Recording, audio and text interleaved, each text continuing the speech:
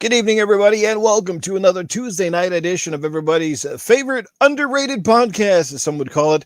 Yes, it is Gaming After Dark. I am your host, Mr. Boom Kaboom. Noof Nukem is in the room, and on standby with me is the amazing and always talented middle-aged game guy. Yeah, well, good evening, Noof, and good evening to our fine guest, Dirt Griggity. And thank God, what a great 2 weeks it's been without Titan. Oh my God, it's been wonderful. So happy he's not here. And God forbid he shows up in the chat tonight. He's going to get an earful. But, anyways, guys, we got some great topics tonight. We got some great show. Chat, you're in for a good one tonight. Let's get right into it. Yes. This man is a lean, mean, green fighting machine. Yes, he hails from the We Bleed Green podcast. You can find them on Monday evenings. They've got a fantastic panel that likes to break down what's happening in gaming, give it to you like it is, and tell it with a little spice and dice. I'm talking about our good friend and welcoming back to the show. It's Dirt Griggity. Hey, Noof Nukem, middle-aged gamer. What is up, y'all? Thanks for having me. I appreciate for the invite. And let's talk about these topics and let's TTS a little bit, you know. Absolutely. We got the topics tonight. We got a dynamite chat. As I said, Titan can't make it, and 108 Dragons TV was scheduled to be here with us tonight, but due to some unfortunate family issues, he cannot make it. So our thoughts, prayers, and everything go out to 108 Dragons TV. Hang in there, buddy. We'll look forward to getting you back in the weeks to come, but family first, business first kind of deal. So do what needs to be. And like I said, we're here for you if you need to chat or anything else. But anyway, let's get right down into it, guys. Forza Horizon is out. It's leaving other racers in the dust. It's been all the hype. I got a chance to try it late last night as soon as it basically went live for all of us people who didn't buy in to the the ultimate package or whatever the heck they were selling. So just playing the standardized version, loving every minute of it as I would. It feels, it's a great game. It reminds me of Call of Duty in the fact that, it's one of those games, no matter how many they come out, you just jump back in and feel like you never left. But yet lots of new stuff at the game. Graphics are absolutely dynamite, absolutely stunning. You're going to see pictures and pictures and pictures and pictures of this stuff constantly. Just a dynamite game. So we're just here to talk about Forza Horizon 5 will be our first topic. How is everybody enjoying it so far? What are the things you're liking? And obviously one of the big questions is going to be, if Forza Horizon 6 is to come out, and I assume that it will in due time, what would you like to change, or where would you like to see this particular franchise go to next? So let's start off, and I'm going to start with my co-panel member, the Mag. Mag, have you had a chance to take a spin in Mexico? Yes, I did. I actually started today. I did not invest in the early access because there was no point because I was working and I realized when it came out, I'm like, all right. So I kind of waited out and I'm like, I'm working every single day. So I'm barely even going to get to touch this. And so I'm like, you know what? There's no point. So I'll wait till Tuesday. Tuesday's my actual day off. So I got to play it today. And I got to tell you something. Let me tell you something. I'm kind of fell off the racing scene for quite a number of years. Now, I played all the Forza Horizons. I played every single one of them. I even played one motorsport. I'm not a racing sim guy. Like, I don't want to race and, like, the bumper falls off.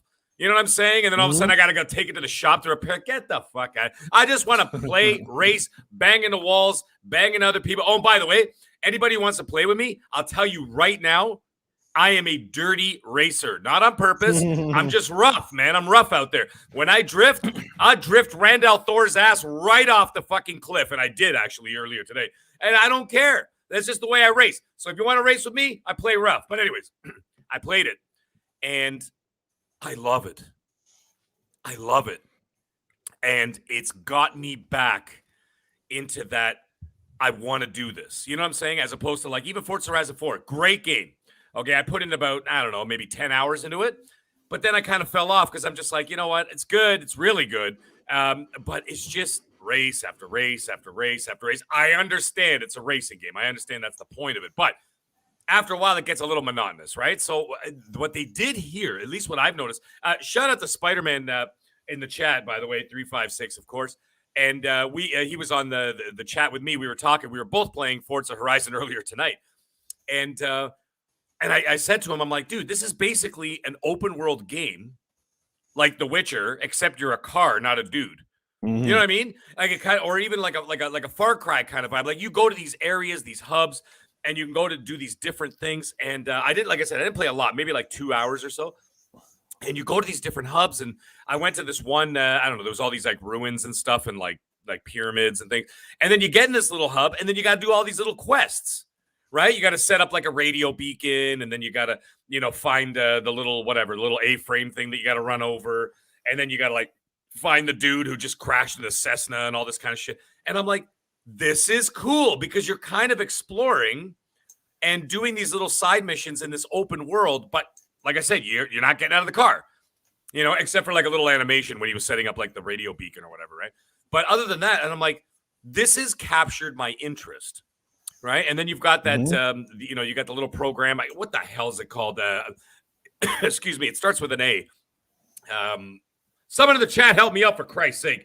It's like when you get like the little coins or something and accolades. That's it. Sorry, accolades. You get like the accolades, and then you could utilize that towards doing other things. Now, I don't know for what exactly because I haven't played that long, okay? But it's kind of cool that they break up the monotony of just the race after race after race by doing these little hub things, and then you got these little missions and all this other stuff. And I'm like, this is awesome. So I'm actually really enthused and excited to go back into it. Like tomorrow, I'm going to dive right back in, and I'm kind of juggling between that and Guardians of the Galaxy right now, and I'm loving them both and having a great time. But anyways, wonderful game. I really look forward to I'll probably be able to talk about it more next week once I get like at least 10, 15 hours under my belt. You know what I'm saying? But as of now, I'm really enjoying it, and I really like the prospects of where it's going and the fact that it's actually keeping my interest, right? Because, like I said, just fuck off, Delta. Shout out to Toronto Maple Leafs there. Anyway, in his pick. So I'm really looking forward to it. And like I said, I dropped off the racing scene for a while. I played every single one, but after about 10 to 20 hours, I just get bored, right? And I'm just like, all right, I'm done here. I'm just going to move on to the next game. And but this seems to be like I'm really excited, and I really want to get into like deeper into it and really discover all these areas, do all these little missions, these side missions, and all this stuff, complete these little hub worlds. And yeah, so like they've done something different yet similar, but in the same way, what it's done is that it brought me back, especially from like those old days when I really used to like racing. And I'm sure we're going to get into that. I believe that was one of the things you want to talk about like the favorite racers of all time. I'll get into that, but later. But it made me feel like it was back in those days, like 15, 20 years ago when I was really, really into racing. Nice. Meg, I'll ask you guys this question in a minute. We'll segregate the questions a little bit. Let's find out how Dirt Griggity is finding his adventures into Mexico. What do you think about this game so far, brother?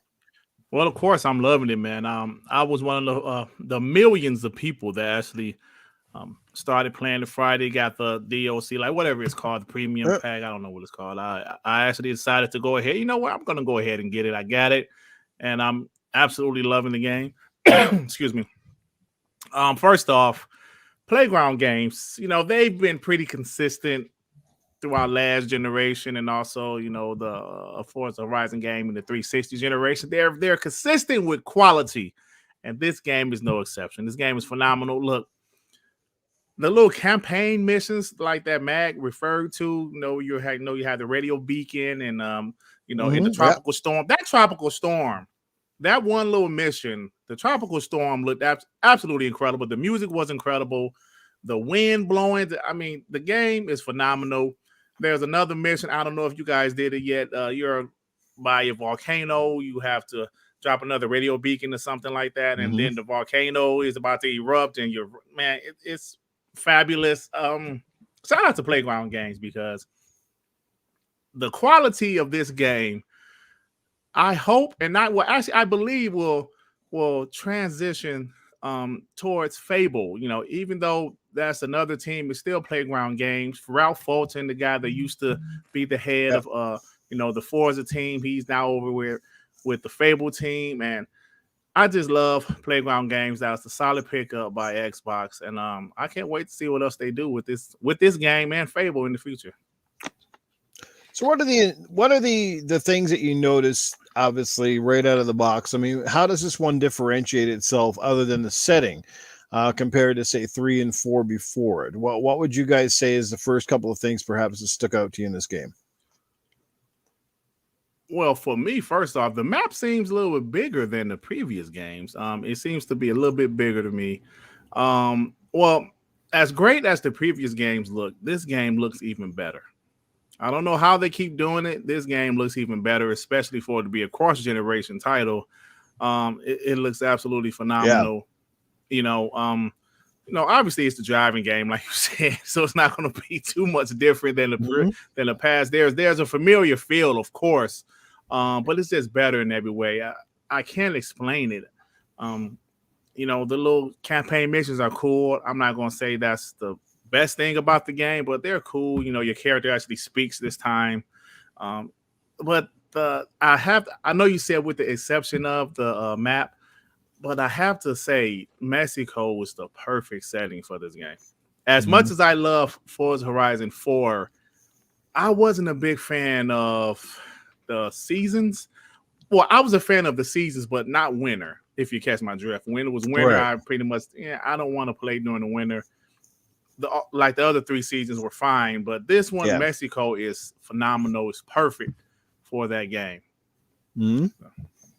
I'm just curious from both of you guys, and Meg. Also, what are the noticeable differences? I also want to know, what is your favorite part of favorite race type or favorite event, sort of, because obviously that's one of the magical parts of Forza Horizon. It is just racing a standard track. It isn't just, there's a lot of diversity within this game, like the barn finds or the stunt tracks or the ones where you race on like a jet plane or the big plane or whatever it might be. Remember, I was at Forza Horizon 4, you started in the hovercraft or whatever it was. And that's the thing with this series. And this is what keeps it sort of fresh and elevates it. It's just, there's almost something for everybody. It's if you got some kind of attention deficit or an OCD thing, this might not be the game for you, because there's just so many icons and things happening on the screen. It's just, there's an endless supply of things to go to, and you're like, just one more event. Just one more event. Right. 3 hours later, dang, I did about 20 events. So what stood out to you first, Mag, about this game? And what are some of your favorite parts of, like, what's your favorite race type? And I also want to know, what's your favorite Forza Horizon car? Something you gravitate to, something you look forward to buying. I'm going to tackle this. The first thing that stood out to me, as I was saying, like my sort of mini review there, is that they added these little hub worlds where you could do these little side missions or whatever. And for me, not everybody, it breaks up the monotony of just race after race after race, right? So that you go to these areas and it gave you like that little mini map, like kind of like a Call of Duty mini map. And you can you're looking around, you're like, okay, I can see the parameters of how big the map is. I got to go check this out, drive over here. But while you're doing that, what it does is that you're able to actually sit back and really enjoy the open world. You know what I'm saying? As opposed to just looking at the open world can you guys stop making me laugh while I'm trying to talk? Between him and Blue Moon and everybody else, fucking tripping me up. Anyways, what it does is that you actually are able to soak in the environment, right? And you can see that all the, you can see like everything that they put in there. And all I can think, and actually this is something I was talking about with Spider-Man tonight, is, can you imagine what Fable's going to look like? That's all exactly I can think of when I'm looking at this open world, and I'm going, can you imagine? Like, Spider-Man and I were both basically saying it over and over, like, can you imagine what Fable's gonna look like? It's going to be unbelievable, incredible. You know what I'm saying? And it's going to be next gen only, if I'm not mistaken. And like, holy shit! Or what Forza Motorsport's going to look like. It's funny that you say that, because I think that Fable, when it comes out, I think they will borrow a lot of the assets and a lot of the art style from the Horizon series, but it will probably have semi-realistic stylized characters. You know what I mean? Where they still have that Fable look, but kind of done in a more realistic way. If that makes any sense. Yeah. And the other thing is that, I like the hub worlds. I like the little side missions. Like I said, it breaks up the monotony for me. And actually makes you stop and slow down and look at the work that they've put into this game, right? From the buildings to the pyramids to the trees, the jungles. That's the other thing, by the way, is that I love the setting. Just like Dirt Griggity was saying there, Okay, I love the setting of Mexico. Forza Horizon 4 was great. I've been to the UK. I'm sorry. There's not a lot to look at when you're in South Wales, and it's literally nothing but hills. Okay, so like I've been there, and the coast and everything else, and so no offense to anybody, I'm just saying there's just a lot of it's a lot of very kind of bland colors and a lot of farm fields and shit like that, and then all of a sudden you get to Mexico, you've got you got the coastal stuff with I know you got coastal stuff in Forza Horizon 4, but I'm saying like the beach, it's more tropical. I'm a sucker for tropical locations in video games. It's just my thing. You know what I'm saying? Like that's a thing for me. Like that dates all the way back from like the original Tomb Raider 25 years ago. 25 years, guys. Can you imagine? It's been that long. And I've been sucker for that ever. Even from Indiana Jones in the 80s, and then Tomb Raider in the 90s, and then Uncharted, of course, right? And I'm a sucker for like tropical locations of video games because it's so foreign to me being up here in Canada. Right. So, it's fantastic. And I love the lushness of it. You know what I mean? Like the trees, the bushes, the light coming through, like the greenery and stuff. It's just incredible. And so anyways, that's what they brought here. So they brought more of a tropical flair to this. Yeah, there's a lot of deserts and stuff too. That's kind of a thing. But that's not that big of a deal to me. But yeah, I really, really enjoyed all of that. And I like the change. Like I said, the change in scenery and everything else. I'm really interested, though, to see what they're going to do with the DLC and where they're going to take it. And because they always do something very unique and interesting, right? Whether it was the Hot Wheels thing, whether it was the Lego thing, I'm really, really interested to see where they're going to take that. Now, I think there's also going to be events coming up. Mark my words, by the way, when Halo comes out, when Halo Infinite drops, mark my words, Forza Horizon 5 is going to have a Halo event the day of. Or whatever, the week of or something. Right? Remember, like they didn't, remember in 4 when they did that, and then you never know. They might even tie it to their own IP. Maybe they'll have a Fable event.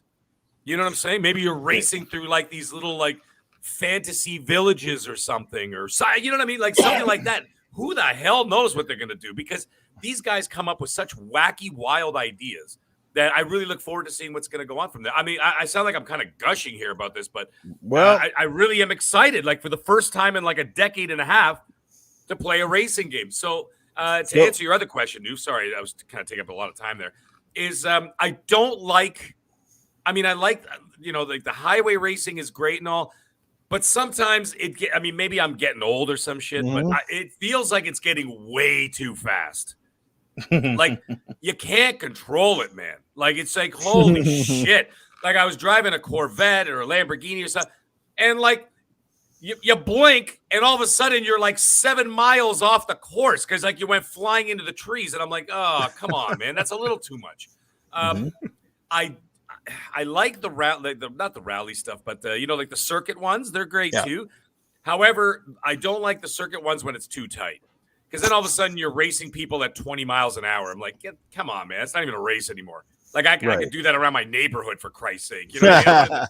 You know what I mean? I want to do something a little more than that.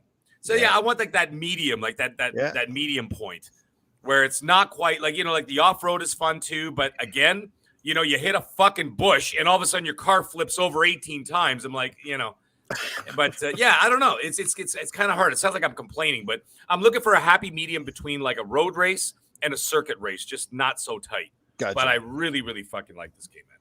You bet. Well, speaking of things gushing, and I'm not referring to your wife's vagina. Dirt shared this with us through the DMs. Thanks, Dirt. He sends out Benji sales. Here's some interesting facts to make Phil Spencer gush right now. He has announced some metrics for Forza after it's just its launch. Largest launch day in history for an Xbox Game Studios game. Oh, sorry, Phil Spencer. Who does that? Phil said, yeah. Like Benji was just kind of repeating what Phil said. Yeah. But Phil said, he's just repeating. But you get the gist. And this is what largest launch day in history for an Xbox Game Studios game. Think about that. 4.5 plus million players and climbing after day one. Wow. Peak concurrent players 3 times higher than Forza 4. Unbelievable. And people say racing is dead and that Forza is dead.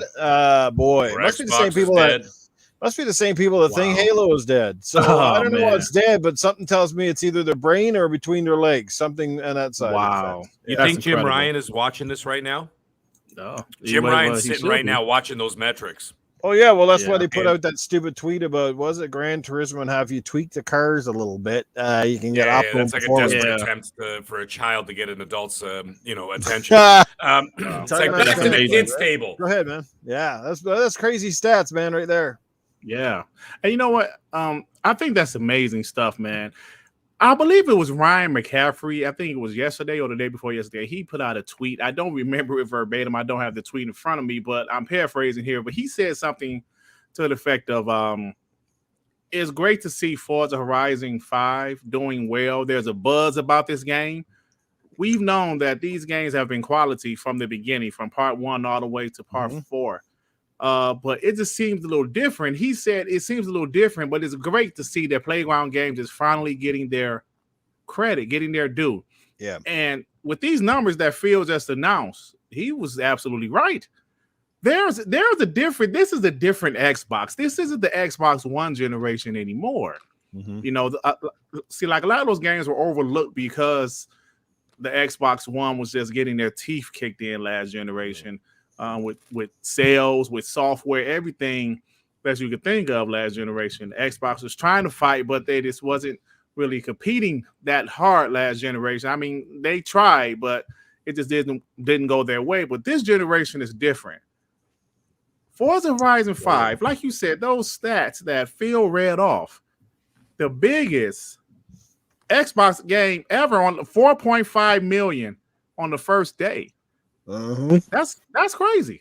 That's crazy, man. And Absolutely. largest launch day for Xbox Game Studio game. For a racing game. Makes you wonder what kind of numbers Halo Infinite is going to draw in on December 8th. That's incredible, man. That's incredible. See, this is the thing that this is what I was kind of angling it towards, is that if you think about Jim Ryan right now, and he's looking at what's going on. Obviously, PlayStation's not doing poorly. They're doing very well. Of course. However, you know, just like they say in in some of the gangster movies, what do people with power want?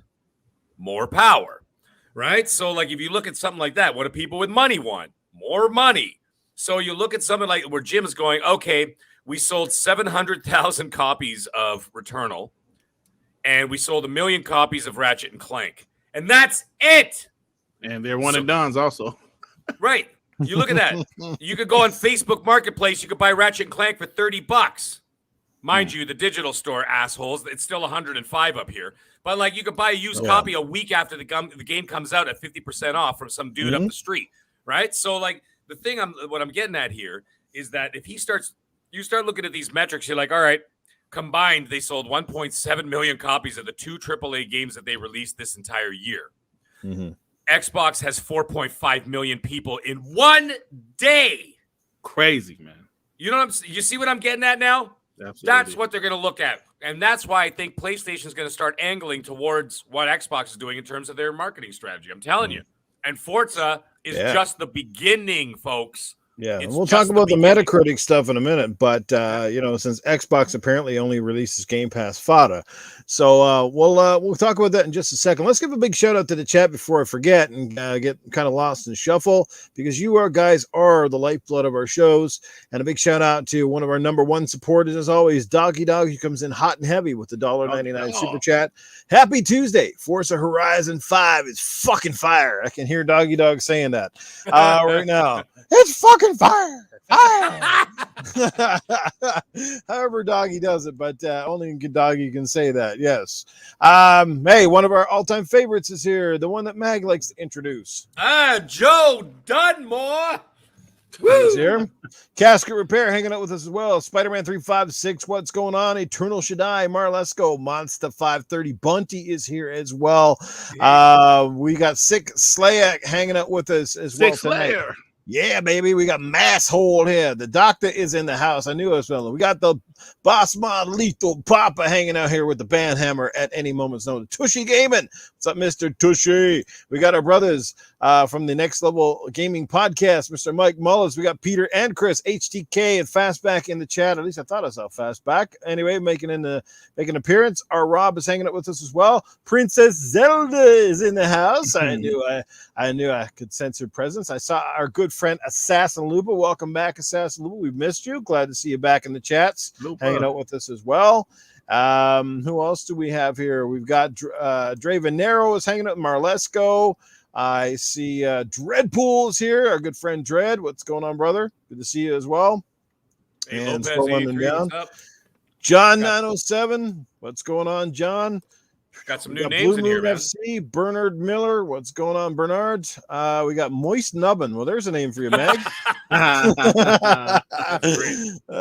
Great stuff indeed. The Simp Army. Jesse Darby's hanging out with us as well. Good stuff, guys. Wow, we're catching right up here. Tony Grasso, what's up, buddy? Tony Grasso, Alex Lopez, or A. Lopez. I don't know if it's Alex, but it could be. Ron Hale. Sorry, our Rob is hanging out with us as well. So yeah, crazy crew up in here tonight, guys. Thank you so much for your love and support. Greatly appreciated. Abacab is here. What's going on? And the Iceman, my good buddy Iceman, my Gears brother, is in the house. What's happening? So anyway, let's move right along, shall we? Let's keep this going. Let's talk about quickly. Well, I'll just give my take on it real quick since I didn't have a say. Look, I'm loving it. I knew that I would. Like, that's the one thing. And that's, again, as you guys alluded to, pedigree. Finally, Playground is getting its just due. Finally, they're getting the recognition, perhaps, that they didn't get the last 2 or 3 iterations of this game. There is no question that Playground Games and the Forza Horizon series set on a different pedestal. They've set the benchmark. They've raised the bar time and time again. Other people are trying to imitate and copy this formula, and the formula is just simply quality. This literally is, the Xbox version of some of the PlayStation first party stuff. It is quality from start to finish. The game gets you from its graphics. The game gets you from its sound. Its ease of access and control. Apparently, it's also one of Xbox's biggest accessible titles for people that have disabilities to play, and they're even planning to have a sign language mode in there for people who want to, hear what's going on essentially in the cutscene. So, shout out to them on that. Like I said, man, this game looks brilliant. It gets you from the get-go. They don't waste any time. You drop right into the game and literally dropped into the game with 3 big races off the get-go. You get to try out some of the highlight vehicles, including the Mercedes AMG, which is featured on the cover. You get the brand new Ford Bronco, a few other things, that sort of stuff. I'm a sucker when it comes to favorite cars, like the Dodge Challenger, the new the SRT Hellcat model. I just like the muscle cars sort of stuff. It's just a game to beat. They keep raising the bar. Yeah, the formula is much the same. They haven't changed it. It's still a Horizon. You still go to the festival. You still have the barn finds. You still got the speed traps, so on and so forth, the stunts. But it's just that they keep improving. They keep adding. They keep improving things. Obviously, if you look at it, like I said, is how well they've replicated Mexico, the lush forest, the dirt. There's a little bit of everything, and it's just exciting. It's a game that, like I said, you can pop in and play for 20 minutes, or you can play it for hours. It doesn't take itself too seriously. It's not meant to be a sim, although it has simulation aspects. And if you turn off a lot of the assists that are sort of on in the game by default as well, you can definitely make it more realistic and certainly more sim accessible. If you want to be a little bit more challenged, things like the racing line, assisted braking, all that sort of stuff, you can turn off all that stuff. Some of it is off at the beginning, but again, it's how much you want or how much. The custom, I'd say right now, but the weakest thing I've seen, and it's been in the last couple of games too, this one's a little bit better. The customization still a little bit, not on the cars itself, but like on the character models. Yeah, exactly. It's like, I look like I'm not very close looking to any of those models. Not even. I just get my character a chick. I don't know. It's not even cute. Yeah, it's like, man, at least I can only speak for us Caucasian guys representing the game, but man, we all look like we came from the emo valley or something. Like, what the fuck? Like, where did pull these trash dumpster guys from? What the hell?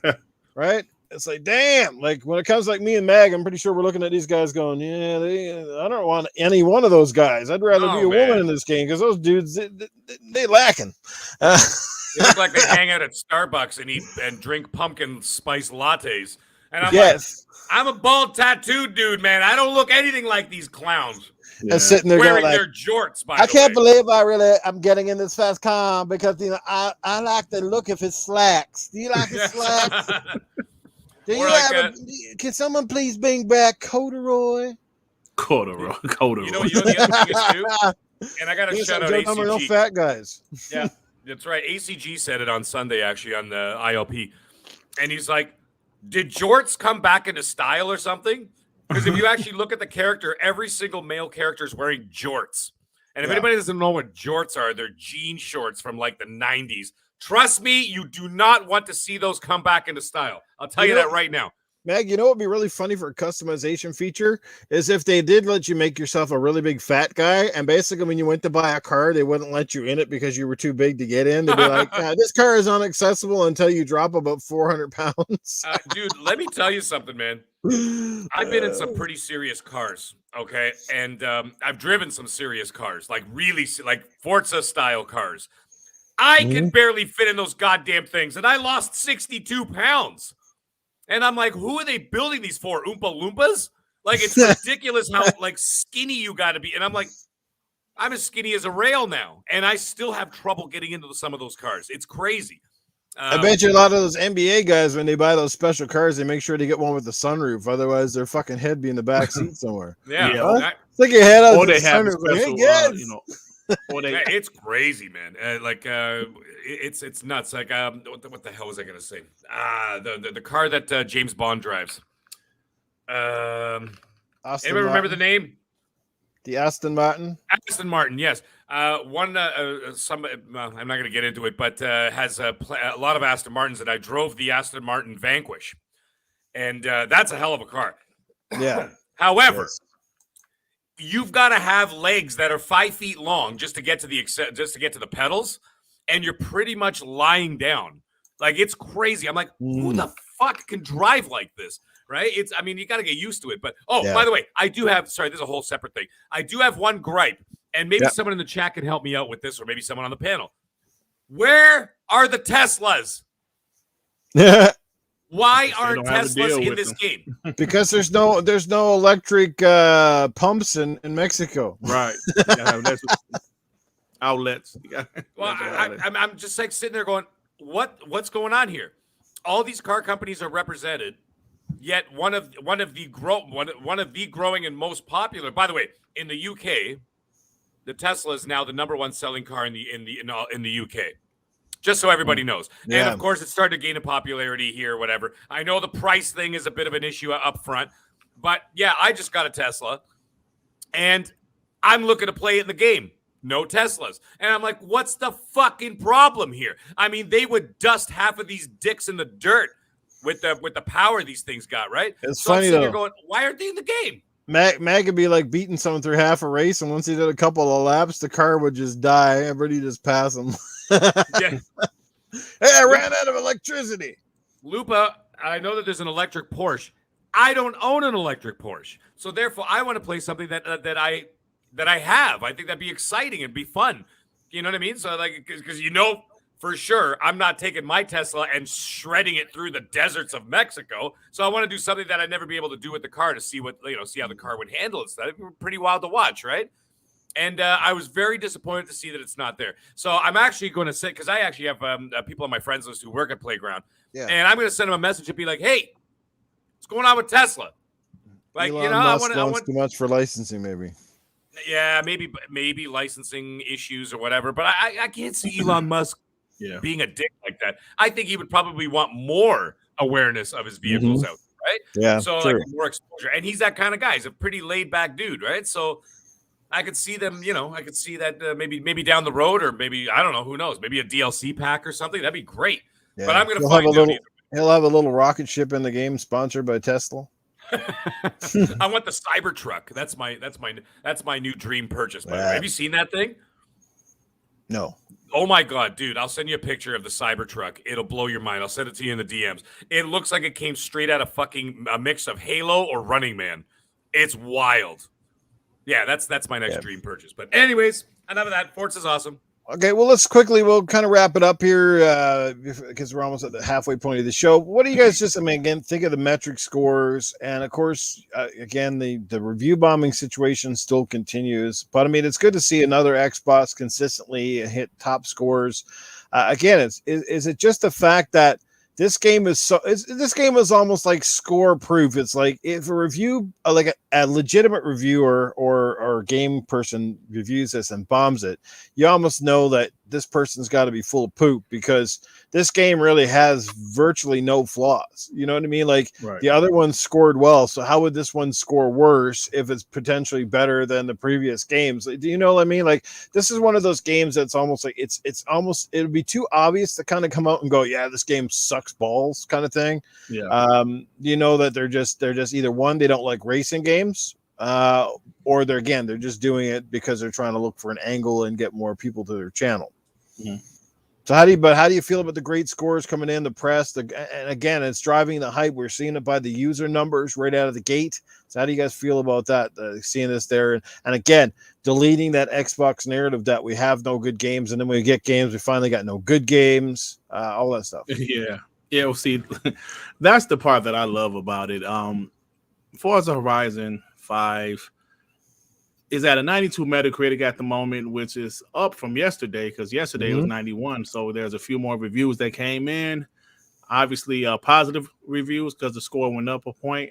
This is great stuff, man. Quality is something that, Noof, like you just said, when Xbox didn't have any games, they didn't have any games. But then when they did drop some games, it was low quality, 69 Metacritics, with the exception of obviously the Forza games, Forza Horizon games. So to see what they're doing this year, it has been quality from Xbox first party studios. If you look at Forza Horizon, you look at Psychonauts 2, which is a phenomenal game, great game. Yep, game of the year.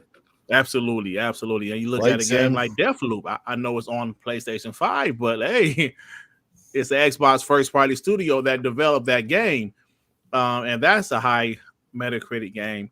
So quality was the issue last generation. And I think those days are behind us, Xbox and Xbox fans. And quality is going to be very important. And I think Xbox knows that. Phil Spencer, Spencer, he's on Twitter. He's on social media. He's seen all of the crap that was said about Xbox last generation, all of the things the fanboys said about 69 rated Metacritic games. And, all their games are trash and things like that. So yeah, he noticed that. So having all of these studios is obviously a plus because the most important things for gaming development is budget and time.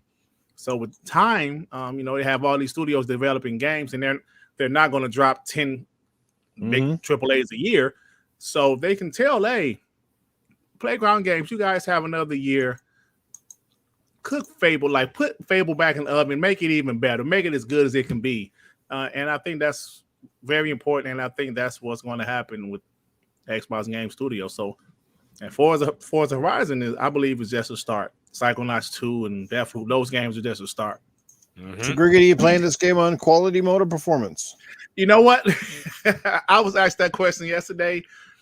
I'm playing on quality right now, man, because me too. Because I'm the type of guy, when this generation started, this 60 frames per second is kind of I'm playing everything at 60 because it felt so much better to me. I haven't even tried the 60 frames per second on Forza Horizon 5 yet because quality mode is so solid. It doesn't even feel like 30 frames per second to me. It's so solid. But yeah, at the moment, I'm planning on quality. But I'll eventually give it a try with the 60 frames per second mode, performance mode. Can I tell you, Spider-Man and I were talking about it. He says, I've tried them both and whatever. So I'm like, let me try it. Now, I was playing in performance, and I went back to 30. Can't do it. I could honestly tell you that right now. So I went back. I'm like, let me just see what it looks like in the 30 mode because it starts off in quality mode, right? But I just switched it before I even started the game to performance. And when you play the 60 and then try to go back to the 30, it honest to God feels like you're playing in slow motion. Okay. And you don't notice it because if you haven't, you know what I mean? Like if you don't have anything to judge it against. Yeah.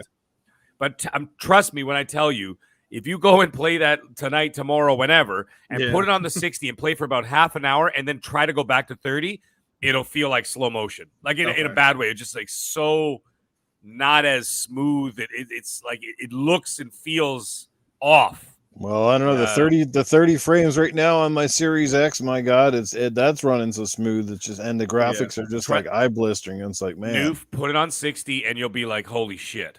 You'll instantly tell the difference. And I was never really a frames guy before until this generation, and then I started playing things in performance, and I just can't go back now. You know, it's just the way it is. But trust me, if you put on 60 Noof, you will see a very, very big difference. At least I did immediately. I was just like, Jesus. When I tried to play the 30 after playing 60 for about an hour, I'm like, no, I can't do it. So I just put it back. So what resolution does the game run at when it's doing the 60 frames? I don't know. It didn't say. It said it just gave you like a brief thing where it said it would be down to 30 frames with better visuals, right, on the quality mode, right? Mm-hmm. And then the other one just said 60 frames, if I'm not mistaken. But it didn't say what the resolution was. But it didn't matter because it looked amazing. You know what I mean? And the smoothness of it actually kind of helped the situation. So it actually looks. Anyway, just give it a try. Just see what you think about it. You know, just to kind of give yourself. Will do. You know what I mean? What's going on? The Wiseau Gamers in the chat. What's going on? Crazy Green Dude is here. Michael Monkey Punch Lugo is here. What's going on, Monkey Punch? It's been a long time, brother. Blue Moon FC, the Simp Army, Matty Burns. See Kylo Milo's hanging out with us as well. Yes. So the who's who are in the chat again tonight, guys. Thank you so much for being Cyber Gunter. What's going on, Gunter? Good to see you, Marlesco, Jesse Darby. Was a super chat, Noof. Where? Did I miss it? I missed it. No, I saw it, and then I lost it now in the chat. It went up too high. Isaac Gentry. Yes, Isaac Gentry. What's going on, Isaac? And thank you for the super chat. He drops $5. What's up, peeps? Happy Forza 5 Day. Yes, happy Forza 5 Day indeed. And thank you for that love and support. Greatly appreciate it, but never expect it, guys. Thank you so much. Wiseau Gamer, yes, always cracking us up. Chirping the shit out of me in the chat right now. Did you read what he said? He goes, that's exactly what your wife said. After she went to my performance mode, she had to get rid of your quality mode. Oh. I'm like this motherfucker. Yeah. Oh, shit. Oh, man. Griggity, let me tell you something. Every week, I could barely get my thoughts out. I look at the chat once, and Wiseau Gamers just shot after shot after shot after. It's like getting jabbed while you're trying to like watch TV. It's like, oh my god, the guy's he's the best though. He's the best. Yes, we've got a fantastic chat here, no doubt about it. No doubt about it. No options on the One X. Yeah, so I think it's 4K 30 if you're playing on the Xbox One X. There's nothing wrong with that. That console's still holding its own. So you know, when it comes to One X. I feel like that system, even to this day, has never reached its full potential. I think that One X was only stretching its legs, and I think if people got to dive behind that little beast, that thing could have blistered some faces. But I don't think it ever will at this point because they moved on. But yeah, that was a good little console they put together. I agree, there, man. I agree. Yeah. I still got my One X. I'm never getting rid of mine because I got the Gears edition, and they ain't going nowhere. I think the One X was just Band-Aid. Yeah, I think the One X was more to. I think for them it was a statement piece. Like it was that they could still make top notch hardware, and I think it was to kind of shut up that fucking for 2 or 3 years we kind of bitched and complained about the Kinect and the old VCR Xbox One, and then they came up with the S, and I think it was just that kind of. Let's show these guys that we can do a really state-of-the-art piece of hardware and kind of get, the hardcore guys who were starting to fall off the Xbox bandwagon a little bit. It's kind of like here's like our way of saying, here's our way of saying we can still do great consoles and here's something for the fans, Right.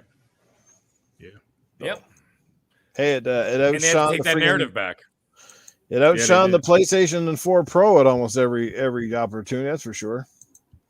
Yeah, I hated my Pro. I actually got rid of my Pro and just kept my Slim. Really? I thought that Pro was the biggest waste of fucking money, man. Honest to God. Yeah. I never bought the Pro. I just had the PlayStation 4, and then I went straight to PS5. Yeah, I still don't have my PS5 yet. I still got the PS4 Pro. I haven't played the PlayStation since Ghost of Tsushima. But yeah, I'm going to get a PS5 soon as I can get one. Yeah, next year it'll be actually worth it. Yeah. I mean? That's kind of what I'm waiting for. Yeah. Like half the games I played on my PS5 this year, I think I got like 400 trophies this year. on the PlayStation side of things, and I would say half of them were last gen games that I just played PS5 versions of. Yeah, like I got it, God of War. What the hell else was there? Last of Us 2. I got the platinum on all those. Days Gone, another one, and whatever the games like I that. enjoyed Days Gone, by the way. Days Gone is amazing. I enjoyed it. Yeah, I love that game. And if you actually play it on the PS5, it's wonderful. Yeah. So let's end off this discussion before we get to the Ask Arnold. Let's leave it off on a theoretical question here. So we know at some point in time we're likely to see Forza Horizon 6. Where would you like to see this franchise go? What sort of things would you like to see them add to make this it's like I said, they've raised the bar so high. I don't know where you can go legitimately, but I guess there's still plenty of ideas out there. Yeah. Hopefully again, they just take their time. They don't rush it. So where would you like to see this franchise go? And I'll start with you, Griggity. Well, you know what? Most people would say Japan. I agree with that kind of. One of my WBG panel members made a great point. He said Tokyo probably wouldn't really fit for the franchise because it's like it's not open, like maybe there are some other cities there that would fit better, but I said maybe Africa next time. That's an interesting one. Yeah, maybe somewhere over there. Doggy dog full map of the USA. That would be quite the one. How about you, Meg? It's got to be Japan. I think it's the only. You're not going to do China, all right? Because they won't be allowed to take photos of the of the land and stuff like that, right? So Korea, you'd only be dealing with South Korea because you're obviously not going to deal with fuckface up north there, right? And then what else you got left? You got Japan, and Griggity's right though. Tokyo, it's a bit of a that's. Now you're looking into you get into Tokyo, you're looking into like Need for Speed Underground sort of vibes, right? Yeah, or like a Midnight Club type vibes. Yeah, like Midnight Club, Need for Speed Underground, that kind of thing. So it might pull it off it might pull it away a little bit too much. Africa's very interesting choice. I think would that be one of the last continents they haven't touched yet? Yeah, I think so. Because they've done the UK, they've done Australia, they've done South America now, or at least small portions of these places. The United States. What's left? Africa and Eastern and the Far East. Mm-hmm.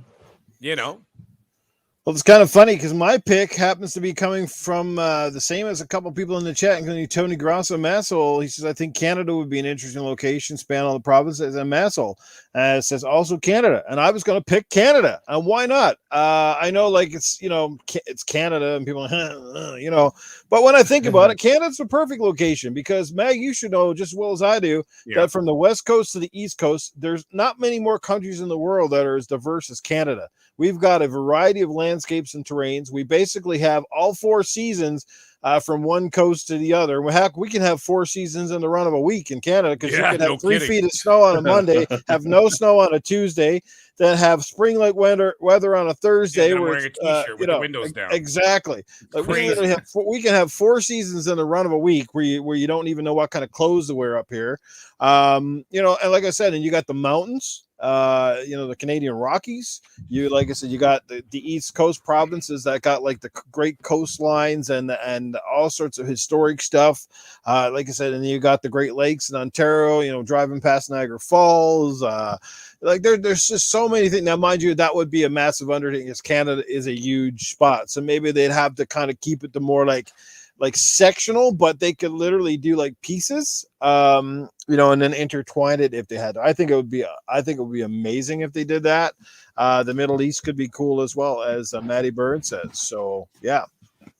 And I definitely said, and I said this, I think on Good Morning Xbox on Sunday, that and I think we might see it, but the one thing I'm really shocked they haven't added to this game yet, and I would love to see it in this game as a DLC. I don't care how they do it, is bikes, motorcycles, dirt bikes, Oh quads. yeah, you were talking about that Sunday. They need that in there. I mean, we saw dirt bikes. Heck, one of the first races in the game, you're racing against guys on dirt bikes. So why not have that as an option in the game? Especially, for the dirt roads, you could pick a bike option as opposed to a car. Because there's one thing that I missed. That was the thing. Project Gotham Racing 4 is still one of my greatest racing games of all time. That had motorcycles and cars, and it was so cool racing. A super powered sport bike up against some of those cars. So I think that'd be a really cool option, and hopefully they'll add it. Yeah. Yep. Well, we'll see what they do. Make it better if you could ride a moose if it's in Canada. Hey, Dreadpool, I saw those comments. Okay. Moose don't just walk around here like people. You have to drive like hours and hours and hours north to like find one of those things. And if you find one, be somewhere else. Noof, have you seen one of those motherfuckers up close? Yes, sir. Many of them. Dude, they're like 10 or 11 feet tall. They are huge animals, and trust me, they can, when they get a bad spurt in them, they can put you in their place real hurry. Oh, yeah. Wow. Especially a bull with the big fucking, all the pointed horns or whatever. Yeah. 10 feet tall, folks. We're talking like the size of an elephant. Yeah, they're big buggers. Big bull moose, man. They get going. You hear them going to the trees down in Newfoundland. They're fucking with their friggin' antlers, clicking off all the trees. They're just going. It's amazing they don't get caught in everything. It sounds like a T-Rex in Jurassic Park. Like you just see the fucking trees moving, and you're like, guys, turn the fuck around, get back in the car. Yeah. And if you hit one in a car, which many people do up in Canada, dead. As a matter of fact, moose kill more people in Canada than just about any other thing in Canada. And I'm not kidding either, man. The statistics on moose accidents are absolutely nuts. Oh, dude, it's like you're hitting a brick wall. Yeah, mating season, they start moving, they come out on the roads, and those fuckers, I've seen them. This has happened many times. I mean, in Newfoundland, a few close calls where they get out on the road and they see the headlights, right? And they get blinded and they don't know which way they're going. And they're likely to go down over the bank and then turn around and come back up and smack right into your car. Like they're like kamikaze mofos. Axel Gaming, would you calm down in the chat, please? You read what he said? Axel, they're almost as big as my dick. I'm like, just take it easy, Axel. Maybe your dildo, but not your dick. Oh, Jesus. Oh, goodness. Sorry, Griggity. It's gaming after dark. We're getting a little wild now. After 11, As big as his ego, goes off anyway. the chain from 11 and on. Yeah. Anyhow. Shit. Anyway, good stuff. All right. Well, it is that halfway point of the show. I guess we've kind of moved on. Forza, it is what it is. It's a hit. Great review scores. Amazing game. Go play it right now. No excuses because it's on Game Pass. You can pick it up for that low monthly subscription. There you go. Can't get any better than that. The hits are coming, baby. They are coming. All right. It's now that time for Ask Arnold, Ask Cletus, or Ask Safe House Sam. All three are on standby. You can select your pick and ask whoever. We can only do so many, and we can't answer every single question, guys. I do apologize in advance. We'll take as many as we can, but it is what it is. So who's got a question? The panel, the guests, and then the chat. And who got it for? Ooh, man. And we got some questions here. I'm a little stumped on questions tonight. Come on, Greg. You got to have a question for Arnie or Safe House or Cletus. Actually, I got one. Arnold. Yeah. What kind of a car would you drive in Forza Horizon 5? You know what, the bag, I really don't really care too much about the cars. Honestly, what I'd rather be doing is spending my money and riding a good woman right into the bedroom. I put her on the bed, I make her turn around facing the headboards, and then I give her all of my horsepower. Take it. Come on. Start your engines. 1, 2, 3, 4. Let's go. I got another one for Arnold again from Axel 1324. He asks, Arnold, how big is a moose? Well, one thing is for sure then. I've never seen a moose in real life, but I've heard it's definitely a lot bigger than your dick. But unfortunately, the moose is not as big as your ego. So put your hold back in control, get back in there, and I'll come and get you another time. Axel, I've got to beef the big old deal. I will save your donkey for your ass. Okay, let's see. Everybody's asking for Arnold tonight, guys. Yeah, Arnold's a popular guy here. Scrub Nurse, he's asking for, hey Arnie, who will win the first person shooter war this holiday season? I'm gonna put all of my money on the Master Chief. Okay, it's simply going to be Halo, and they're going to tell you why. First of all, who the fuck is playing this Call of Duty game? Are you not tired of it already? Have you not played this game 5 million times? Same game every year.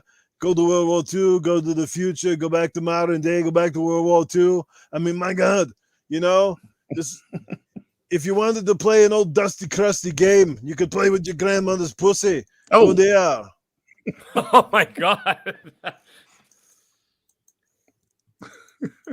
Okay, what else we got here? We got Jesse Darby's asking a question. Yeah. It's Oh. Safe House Sam. Actually, sorry, I'm reading a second one because I wanted to shake it up. What would Safe House Sam do with Cletus's pigs after he got done? Let me tell you something, guys. First of all, thank you for the question, Jesse Darby. You are the real MVP up in here coming after Save House Sam. Oh, let me tell you what I would do with those pigs. I would make some fucking Canadian bacon with those bitches. Cletus, get back in the barn, son of a bitch, because I got some bones to pick with you, but I'll eat your fucking pigs. You know what? Might even fuck one or two just for good measure, just to watch the dumbass look on your three-teethed face when you're looking at me drinking your moonshine. I'll make your moonshine, bitch. Bacon it is. Bacon and eggs, baby. Iceman LMH asks, Arnold, are you mad that you can't make someone look like you in Forza? Absolutely. There's no fat people. There's no really skinny people. There's no muscular people. It's just all looking weird looking people in there.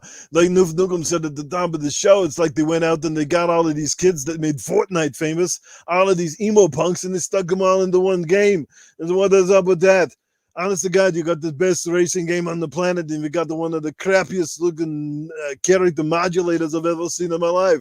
I mean, God, at least Cyberpunk, as crappy as a game was, had a dong slider. You don't even have that. That's great. Oh, shit. And I think the questions have dried up, sir.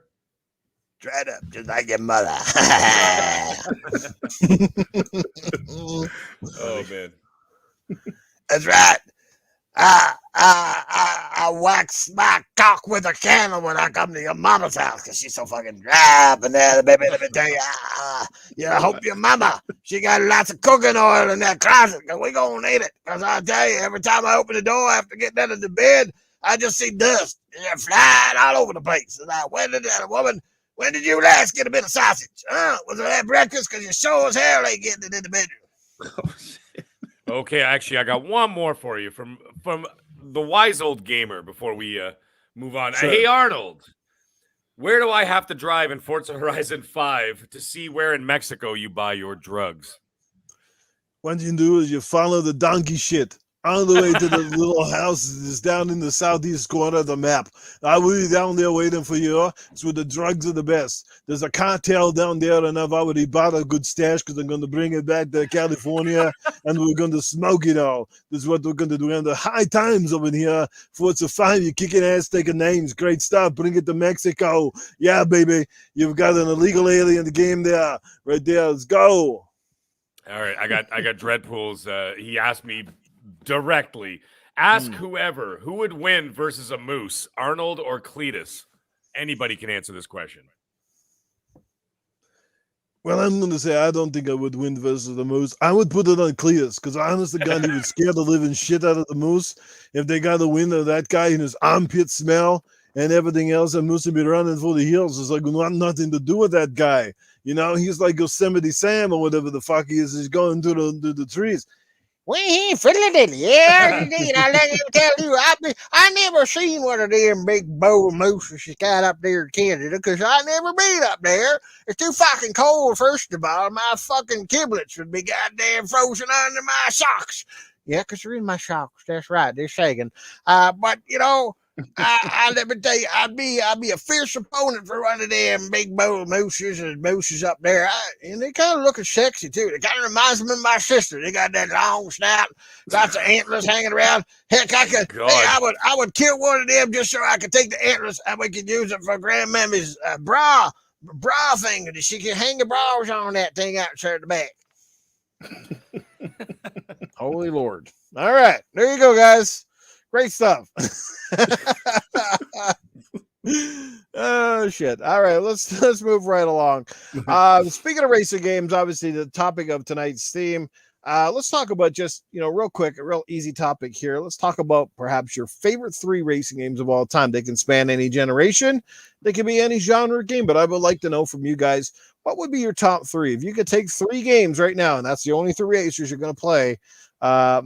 What would they be? And same thing with the chat. Would love to hear your suggestions in the chat. Their top 3 racers. And let's start with our guest, Mr. Griggity. You know what? I would say Outrun because of nostalgia. I loved that game when I was a kid back in the day. I absolutely loved that game. It blew me away when I was a kid. Like the graphics was, oh man, look at these graphics. It's incredible. Look at the girl in the car with you, the blonde in the car with you. That was just good stuff for me back then. So Outrun would be one. I would say Burnout with Paradise. I love that game. Burnout Paradise, yeah, that was a good one.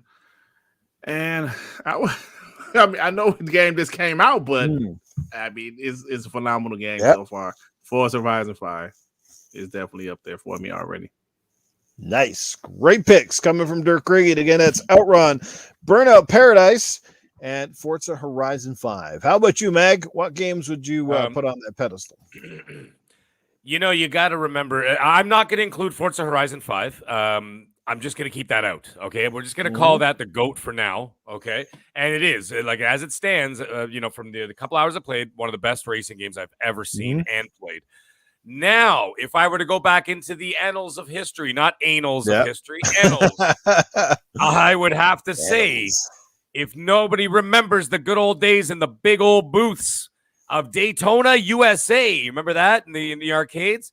Daytona, USA was awesome. I would put that up there. I would put Rockstar's Midnight Club as we kind of brushed across that topic. That was a great Midnight Club game. was pretty good. Yeah, it was pretty good. Oh, Midnight Club, both of them. 1 and 2. I don't think I played past 2, but man, they were so good, and they were the benchmark at that time for graphics and for performance, right? So they were pretty amazing. And then to round it off, I've got to say the Need for Speed Underground collection 1 and 2 were magnificent in those days. And that's when car culture was really getting hot. You remember the first the first Fast and Furious had just come out, not 9, 1, 1 when they were actually driving fucking cars, not planes with magnets on them taking down skyscrapers or whatever the fuck they're doing now. In space, right? When it went driving now in they're space, flying in space. They're fucking ludicrous in space with his car. And I'm like, what the hell's going on?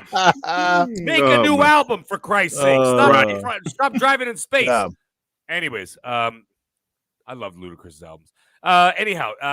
So I would say that those ones, I would say Need for Speed Underground, Daytona USA, and of course, Midnight Club. There you go. As you heard from the Mag, that's our Heat picks. Let's get to the chat real quick before I get to mine. We got Blue Moon FC says PGR2, Mario Kart, and Forza 5. Great picks. Doggy Dog coming up with Daytona USA. Yes, a classic. You got to remember that from the arcades. And then, of course, the damn good replication over on Sega Saturn. That was a doozy. We've got Midnight Club from 99. Rukin, what's going on there, brother? Matt Soul comes in with an oldie, pole position. RC Pro AM and Rad Racer, pole position. That's what Safe House Sam refers to, but it's not usually do with racing. We got Midnight Iceman LMH, Midnight Club on the PS2, Burnout Revenge on Xbox 360, and Need for Speed Underground. Yes, great ones there. Gone Mad as well says Daytona. Eternal Shaddai is not into racing games, probably because they scare him with his own sex life. I don't know. Sega Rally, Super Monaco GP from Gone Mad. He's coming up. Rock and Roll Racing, Jesse Darby. That's a classic as well. John, Rock and Roll Racing. The fuck is that? I never heard. That was on the Super Nintendo, I believe. If I'm correct, correct me if I'm wrong, Jesse Darby. No, I never played any racing games back latest Formula One. Yeah. Forza 5, Horizon 5, F1 97. So he likes the F1 cars. Cyber Gunter comes up with Mario Kart. Doggy Dog Need for Speed Hot Pursuit 2 on PlayStation 2.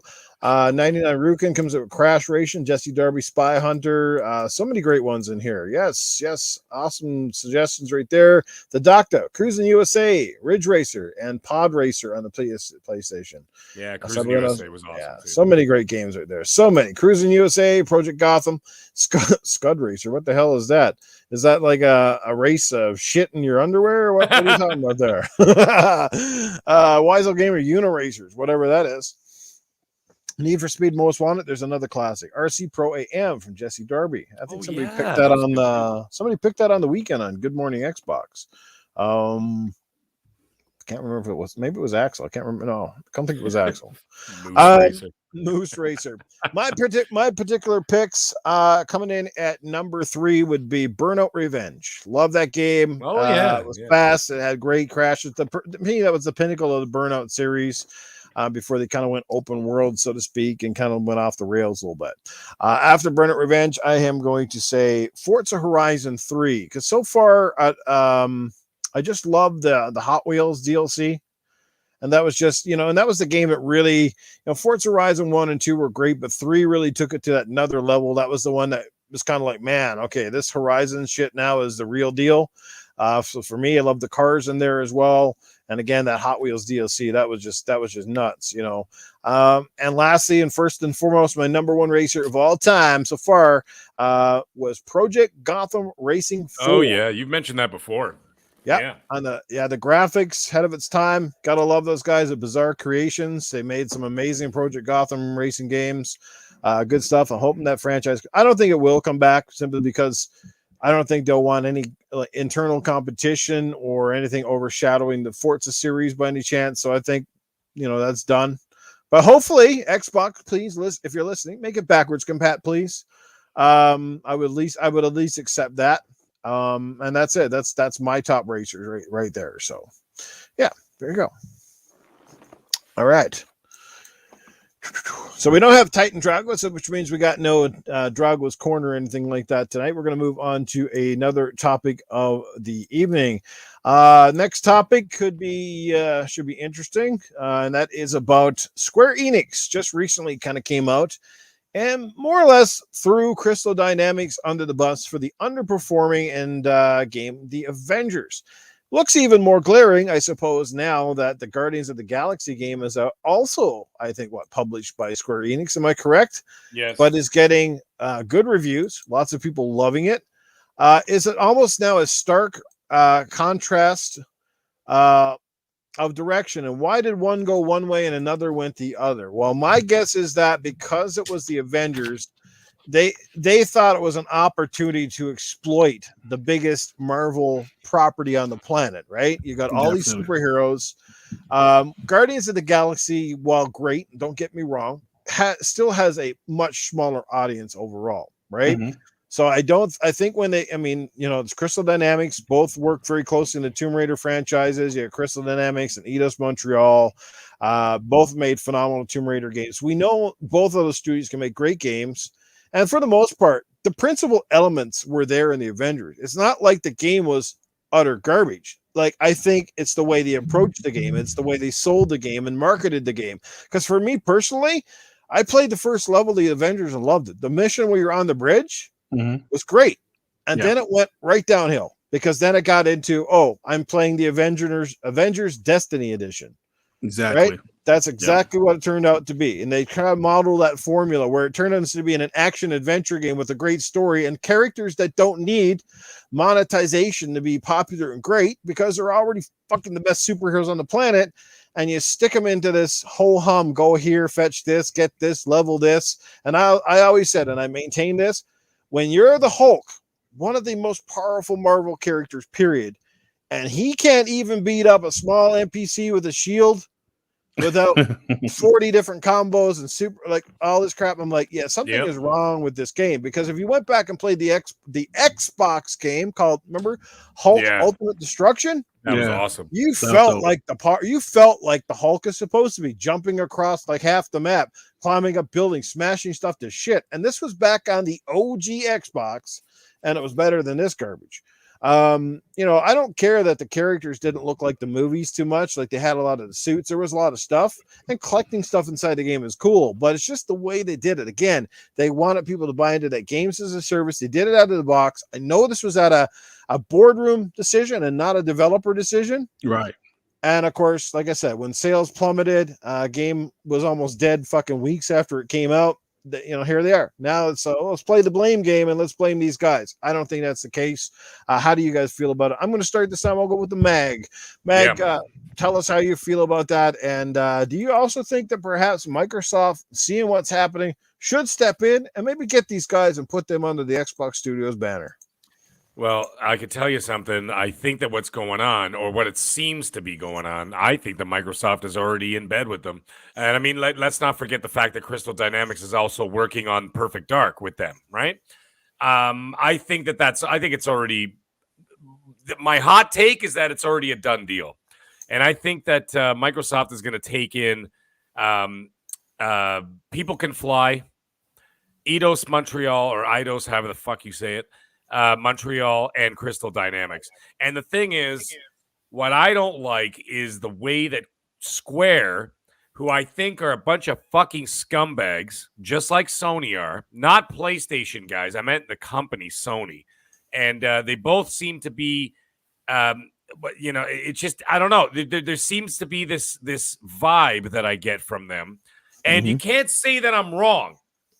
Okay, is that I get this vibe that they've got this sort of superiority complex about the Japanese division, and they look down on the Western division. And I'm sorry, but you got to call a spade, man. It's right in front of your face. They didn't pay People Can Fly their bonus, the bonuses that they promised them and everything else for the performance of their game Outriders, Western company. They shit all over Crystal Dynamics. Oh, and about the Avengers and everything else. They made a quality game. The shit part of that game came because of Square's decision of trying to turn it into Final Fantasy 14. Okay, and all the transaction and all their bullshit. Fine. But it doesn't fit with every single game, right? And I think that that's why they had delayed the game multiple times, because I think that they were forcing Crystal Dynamics to squeeze in that aspect in there in order to try and maximize profit. There's nothing wrong with trying to maximize profit. Just don't fuck with someone's artistic vision, And I think the game would have been more well received. Look at right now. Then Eidos Montreal, they took on what's it called? Shadow of the Tomb Raider. And then, of course, it had the other ones too, right? Okay, the entire trilogy was under Square. Those games were magnificent. All of them. Yeah, dope. Magnificent. However, Square had the fucking balls to come out and say that they sold 7 million copies and it was considered a disappointment. Yep. What fucking world do you live in that 7 million copies of that game is a disappointment? Fuck you, Square. Sorry, I'm really fucking fired up about this shit. There's going to be a lot of F words coming out of this mouth right now. So let me tell you something. Fuck Square and their bullshit. And I'll tell you something else. So now you've got, Guardians of the Galaxy, they barely even promoted that shit. Right. They basically kind of were like, yeah, here's this game, whatever. Like, that's the vibe I got. It's like they had no enthusiasm behind this game. And I'm playing that game right now. I'm halfway through it. And that game is nothing short of magnificent. It's a great game. There's a couple slow parts here and there when you're trying to figure out what to do and how to do it. But once you get into it, the game is great. These guys are top pedigree developers that make great games, and they happen to be under the umbrella of a bunch of shitbag assholes like Square. And the thing is, like I said, you can't ignore the pattern here. It's all their Western studios seem to get shit on by the Japanese overlords. Now, if you think about their shit Japanese products, like Final Fantasy 15, did Square even say a word? Nope. They just the preferred studios, they just, no, there's no problem over here. But then, what did they do this week or the last week? They turn around and they shit all over their Western division, okay, by saying what they're saying, being extremely unprofessional. Okay, that is not so. Now, what kind of motivation do you think your workers are going to have when you talk about them like that publicly? wouldn't you walk the fuck out? Yeah. Wouldn't you just tell them and say, go fuck yourself? We're out. Now, this is something that Kay Asante, my brother there on the PTG crew, said last night. He said, what if they're saying all that stuff because they're already gone? Yeah. All right. And Microsoft's already got them. So Yeah. maybe now Square's got, maybe Square's got a tiny set of hairy balls. And now all of a sudden they got something to say.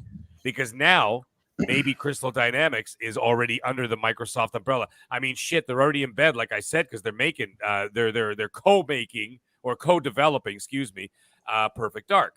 So now you look at that situation. I'm like, well, now that makes sense. Who's next on the block? Look what they did. Outriders day one and Game Pass, everything else. Yeah, I know Square's a whore for money. They'll just throw, exclusivity for Final Fantasy VII to PlayStation if they drop the bag, right? And then all of a sudden, Outriders drops day one on Game Pass because Microsoft dropped the bag. They don't care. They just want the money.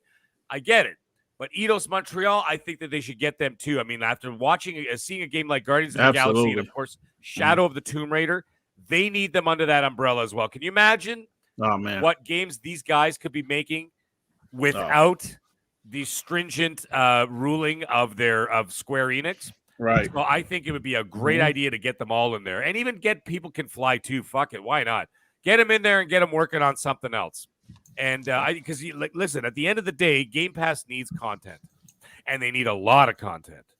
So in order to do that, you need a hell of a lot of studios working on a hell of a lot of games, right? So I think that this would be a great fit for them, and Square Enix can go fuck themselves. That's what I gotta say. Oh, there you go. Precise and to the point. Tell us how you really feel, Mac. I just did. Yeah, man. Oh, shit, man. Unbelievable. Good stuff. Well, let's come in and find out how Griggity feels about the whole ordeal. And do you think there's a little bit more going on than meets the eye, as we kind of alluded to? Yeah, well, I wholeheartedly agree with everything that Max said.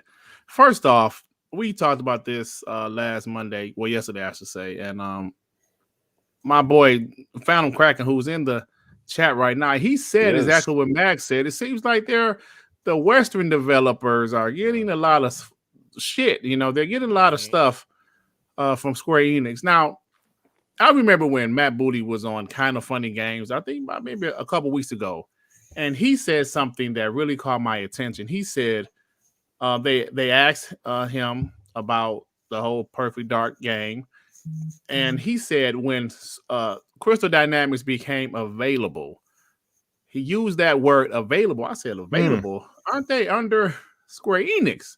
So, like Mag is saying, maybe they are just, they're borrowing them right now. My boy Phantom Kraken said last night, maybe they're just dating right now, and it's not official yet, right? It's not official yet, but I think Crystal Dynamics is an extremely talented studio. I love the Avengers. Was not a bad game at all, but it wasn't a bad game, Griggity. It was great. It was great. It's just the games as a service portion ruined it for me.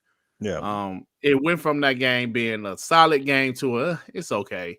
It was just all over the place. I mean, it was just too much going on. Just give me a linear story with that game. Now, I'm not against games as a service, me personally, but it just didn't fit with that game. And for them to throw Crystal Dynamics under the bus, I don't feel, it's hard for me to feel bad for folks that a development studio, but I feel bad for Crystal Dynamics because they were just doing what they were told. Like you said, that wasn't. I don't think Crystal Dynamics told Square Enix, we want to do the Avenger games. They want to make it a games as a service. No, I'm pretty sure that was Square Enix call. I'm pretty sure that was their call, and they just said, okay, we'll do the best that we can. But now for this guy to say they just wasn't the right fit, well, who the hell was the right fit? Who was the right fit then? Right? Because Crystal Dynamics is a solid studio.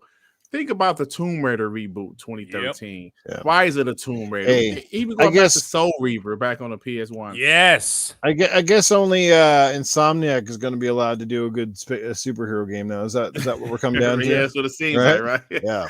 But so I think it's terrible the way they did that. And it kind of reminds me. I said this the other day, but it kind of reminds me when Sony, I don't know if you guys remember No Man's Sky when they showed that trailer at E3 2015. People was like, "Oh my god, that game looks incredible! The game looks amazing." Then when the game came out, you was like, "What the hell is this shit?" Right? And Sony immediately distanced themselves from Hello Games. Like, yo, we don't know these people. We don't know anything. Now, but the difference with this is Crystal Dynamics is owned by Square Enix. Sony didn't own Hello Games, but Crystal Dynamics is owned by Square Enix. And they threw them under the bus like that. Like Max said, I think that's like, like maybe they're talking that shit because like they're on the Xbox now, maybe. Like what these companies got to realize. These companies got to realize, especially when, like, if this was an average everyday superhero game, maybe. But the thing is, when you've got the big properties, and look, Insomniac did it well with Spider-Man. They didn't put any bullshit in Spider-Man kind of thing. Like, they just made a great effing game, and people bought it, and they bought it in droves. It sold extremely well. So extremely well that they went out and put Miles Morales. I don't care what you want to think of it. It was DLC. Regardless, they still made 2 amazing Spider-Man games, right? Without the bullshit, because again, they know it's Spider-Man. Spider-Man will sell on its own. It's just like Madden sells. No matter if they put crap, they could put crap on a football, it'll sell because it's Madden NFL, right? This is what I'm saying. Like, when you have the biggest properties in the world, do right by them because they're going to sell regardless. The worst thing you could do is get a great property and stick it in a very lackluster game because it just flattens everything, and that's exactly what they did. Just it'll sell. Just like that one on the Nintendo Switch. Was it the Ultimate Alliance 3? It sold well. Why? Because it's Marvel. It's the Marvel characters. They don't need gimmicks to sell games, and this is what those companies need to learn. Like, they will sell well on themselves. Can you make more money? Sure you can, but all you got to do is add DLC or character skins or little things. You don't have to make gamers grind to get what they want. That's all I'm saying. Exactly, man. Exactly. And I think them under Xbox would be amazing. I don't know if they would become the initiative or they would like remain Crystal Dynamics and do some other things at Xbox after Perfect Dark. But like you guys said, I would love for them to pick up Eidos Montreal also. I'm not sure if People Can Fly is owned by Square Enix though. Are they? I'm not sure, but I know Eidos Montreal is. Yeah. They're a great studio. Now we've seen their game Shadow of the Tomb Raider. I'm sorry, what you said? They are part of Square, because I remember even when I fired up Outriders, the first thing that shows up is Square Presents. Yeah. See, but I wasn't sure if they owned them or did they just publish the game. So actually, I don't know the details there. Yeah, you're right. I don't know. Man. Can you guys imagine if Xbox then had exclusivity with some type of Tomb Raider? Oh man, see, look now. Remember, Eidos Montreal. I'm sorry, not Eidos Montreal. IO Interactive left Square Enix, and they said, "Here, take the Hitman IP. You can have it." What if they gave Xbox the Tomb Raider IP? Here, you can have it. You can have the Deus Ex IP if you take Eidos Montreal. Just take all of this shit, and that would be amazing. They don't even have to be exclusive. All they have to do is release day one, and Game Pass would be just enough. That'd be enough to get people over there, because the association with Game Pass automatically makes people think that it's basically an Xbox exclusive anyway. Yeah. So at this point, I can see. I'm telling you right now, I think Square's dumping their entire Western division. The way they treat them, I think they've never had interest in them, and they're gonna go stick to their, stick to whatever they're doing over there with the Final Fantasy series. And 14 is making money hand over fist right now with all that stuff. I don't get it, but that's just not my bag. But that's cool. That's whatever. Everybody's entitled to their own thing. Yeah. However, I just think that I think they just dump their whole Western division, and Microsoft would be more than happy to scoop them up. Absolutely, man. Because they're quality. Yes, they're quality games. Yep. By the way, we got a super chat coming in from our good friend Eternal Shaddai from the Good Morning Xbox podcast with me. He says, it looks like he was a little bit late on the question, but here it goes, a $5 super chat. And this question goes to Cletus. Hey, Cletus, which car would you drive? We here fiddly diddly. Let me tell you, Eternal Shaddai, if I had to drive myself a car, what I would do is I'd get myself, I get probably like something big like a horse with lots of seat room in it, okay? Because when I'm ready to get with the ladies, I got to have some room. I can't do stuff in Volkswagen Beetles and these little pieces of shit cars. I got to have something that's kind of big, something that's nice and comfy. Like I said, you got to have a good cushion when you're going to pushing. You know what I'm saying? And plus, it's always nice, you know, when you're going on a date, you can take the woman and you still got 3 pigs in the back. And there you go, in a moonshine cradle. So, I mean, or something like a Jeep, maybe with no roof on the top or something like that, we could get along with, you know what I mean? I could always ditch that shit in a hurry, too, you know what I'm saying? So if I'm drunk and I rolls the car over, I don't have to worry about screwing down the window. I just got to make sure I still got all my 2 teeth, and I'm good to go. There you go. All right. You've answered your question. Hot damn. All right. Yes, new barn find.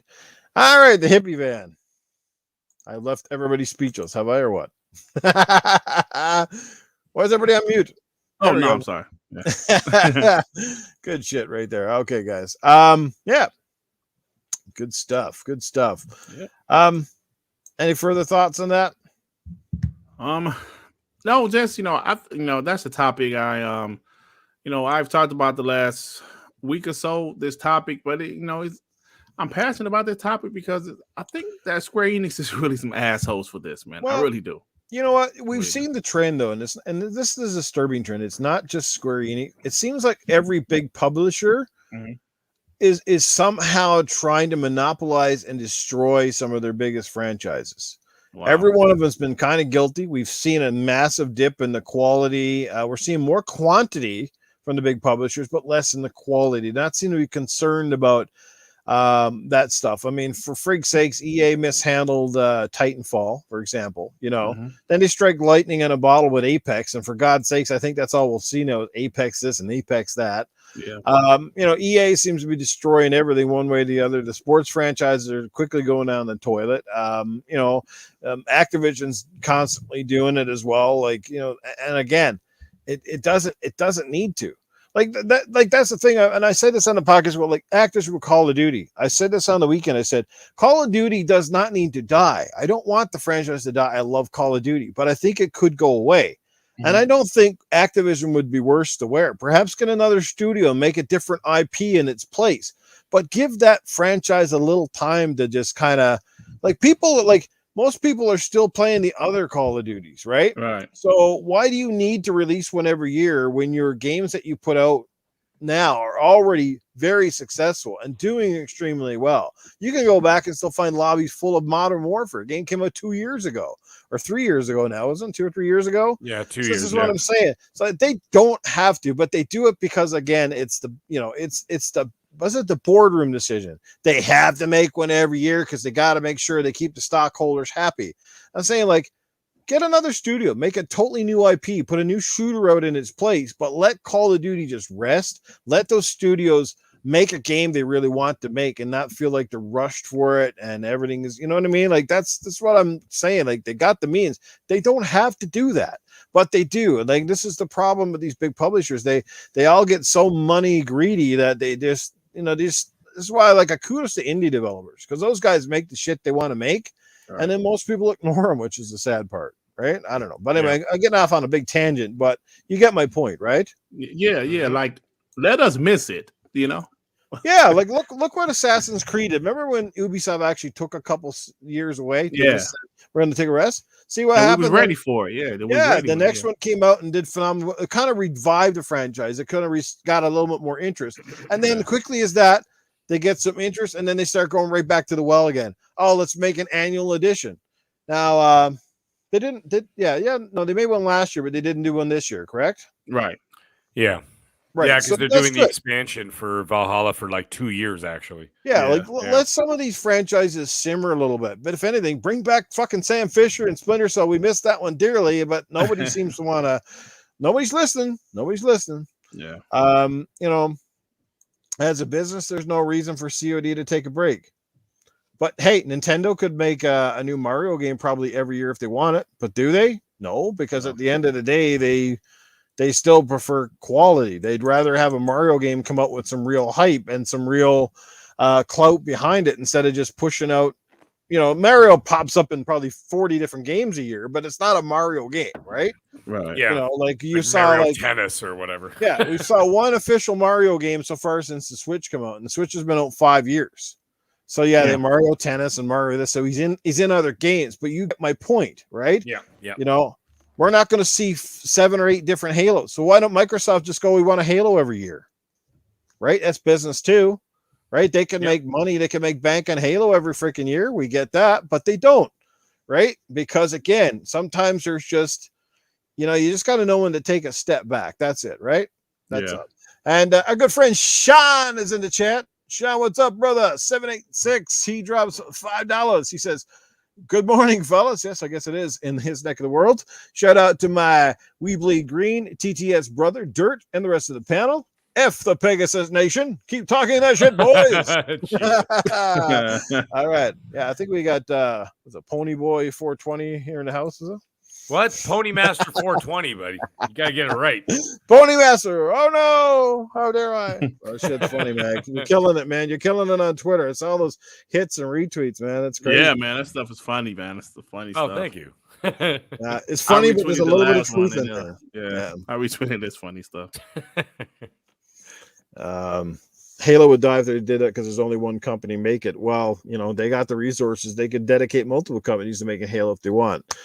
I mean, Chase, I know you're a big Call of Duty fan, and this is not certainly not pointed at you, but Chase, wouldn't you really you're probably not, Chase, you played Call of Duty all the time. You're obviously not sick of the Call of Duties you just bought. Wouldn't you really deep down inside, wouldn't you really just say, give this series a rest to come back and be all that it can be with a story that will blow people's minds, and really fresh multiplayer that just isn't another copy and paste of the one before, because that's essentially what they're kind of doing. Like I said on Good Morning Xbox, I mean, how many times has Nuketown been remade already?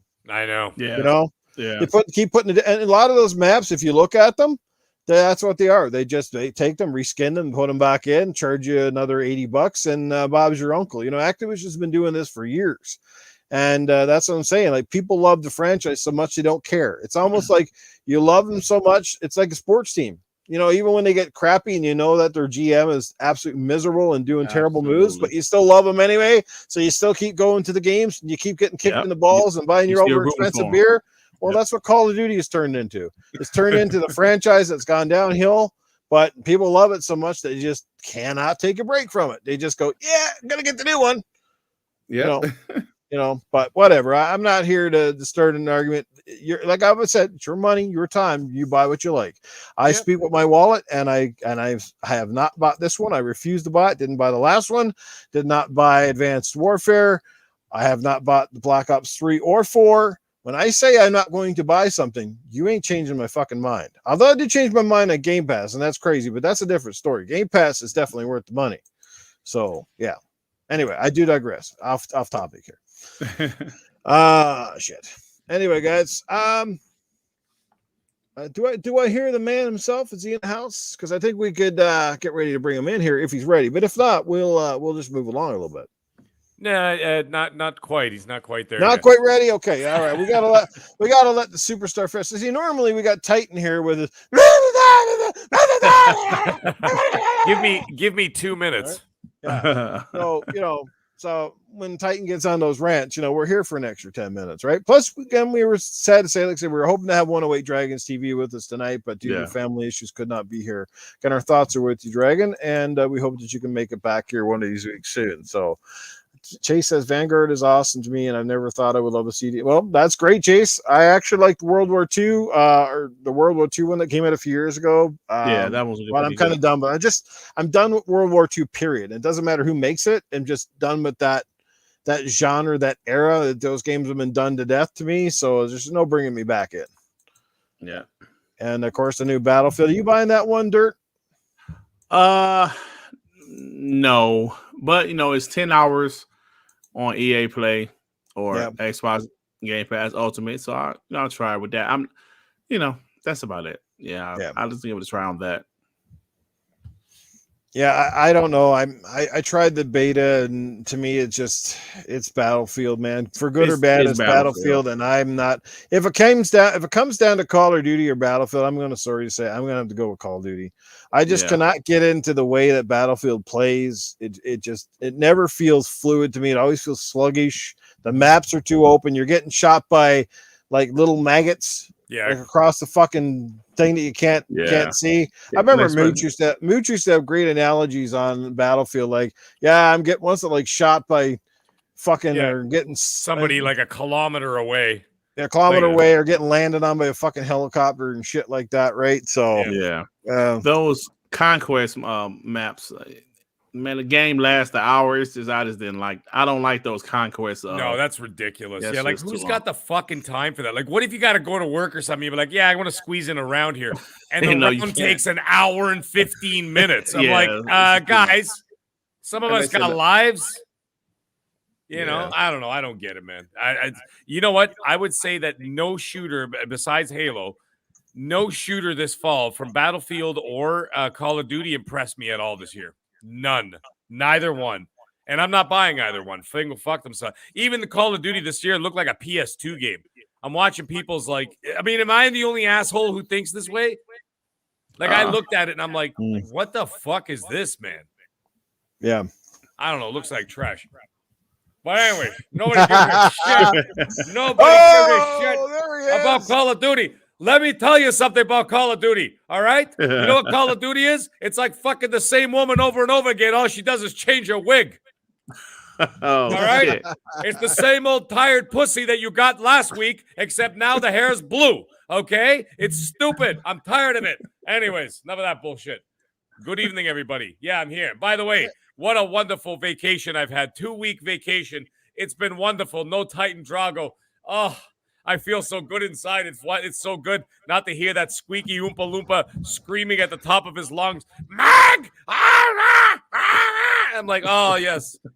But in case you're wondering, he's dead, okay? I killed him. It's done. I did everybody a favor. You won't be seeing him anymore. And that's why our numbers are going to be going up. Randall Thor, Randall Tomato, you ain't got nothing with your 30,000 views. Because guess what's going to happen?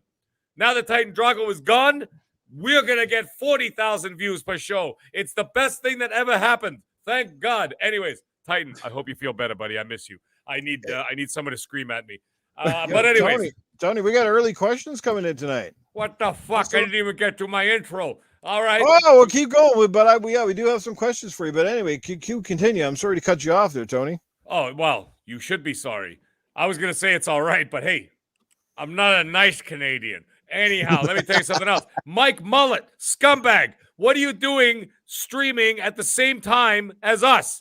Don't you think I saw your notification about halfway through the show? All of a sudden it says Mike Mullet is streaming, what's it called there? Triangle Tits. He's playing the first Tomb Raider game, okay? It's ridiculous. Don't do that in the middle of our show. You wait till after the show, or you do it well before the show during Retro Renegades, okay? That's when you can stream, not during our show, all right? Now, another thing, Mag, the Mag himself, okay? Pony Master 420, whatever the fuck you want to call him, okay? Let me tell you something. The people, they like the show, they like the videos, but a lot of people don't. And then they're sending me these messages, and they're like, oh, why don't you make an anti-Xbox video with this and that? And let me tell you why.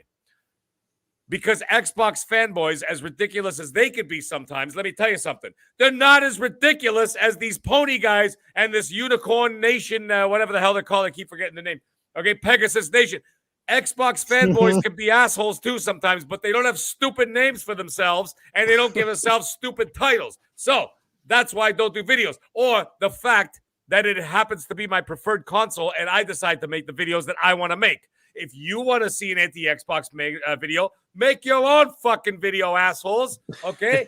But, like, do you want the Yankees to play a little bit less better so that the other team has a chance? Get the fuck out of here. Go make your own videos. Now, last thing I was going to say before I take some questions. Eternal Shaddai. Yes, I know you're in the chat there. You're asking Cletus a question 30 minutes after, okay, the segment was over.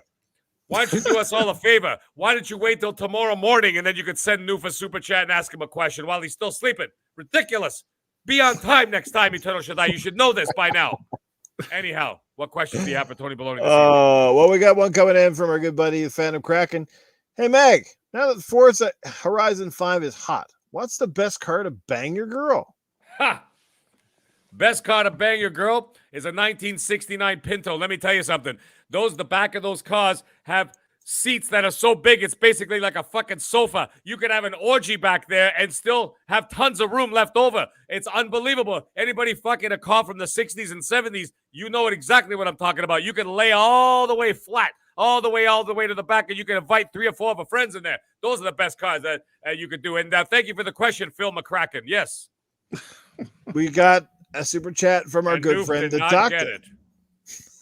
And Noof did not hear the joke. I don't think he did. Oh, I probably didn't. Sorry. I called him Phil McCracken.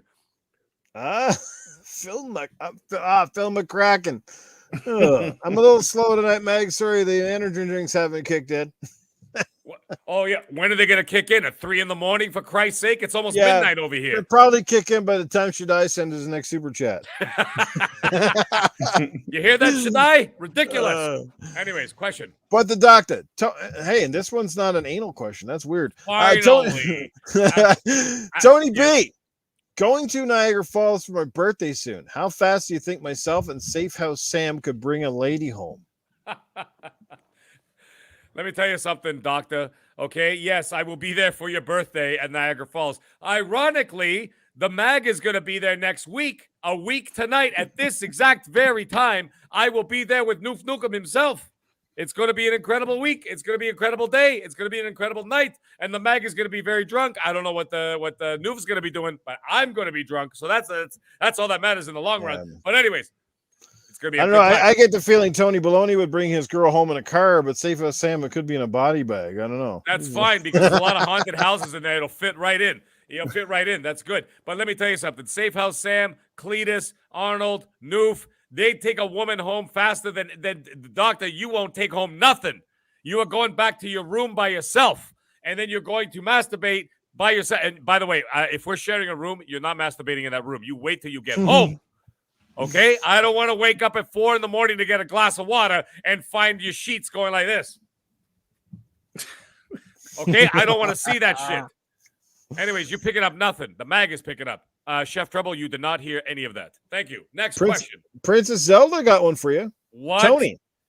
Yes. Tony, would you please ask Ponymaster 420 if he will be playing Animal Crossing with Doggy Dog 420 and I again tonight?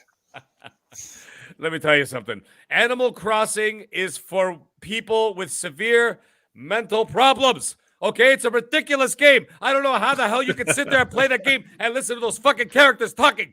It's unbelievable. What? Nintendo can't afford actual voice actors? They have to get some asshole sitting in a booth going,